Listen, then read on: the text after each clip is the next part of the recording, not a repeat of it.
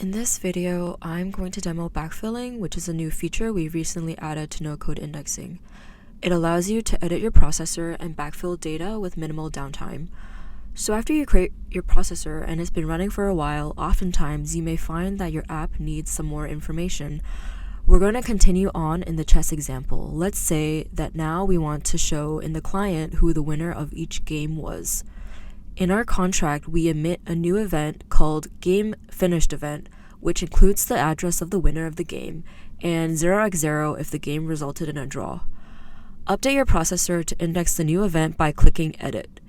Instead of creating a completely new table, we want to update the existing games table to add a new column that represents the winner of the game. Add the GameFinishedEvent to the config and drag the event fields to map to the new columns in your table. Click Update Processor. On the next page, you'll be shown some options on how you want to upgrade your processor.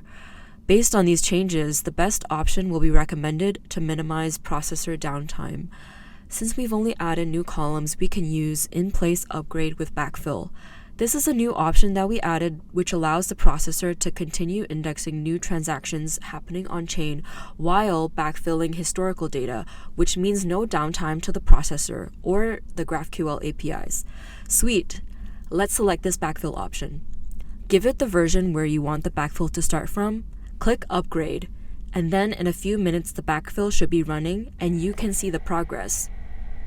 Once the backfill is complete, you should be able to query the new field in your GraphQL APIs and use them in your client.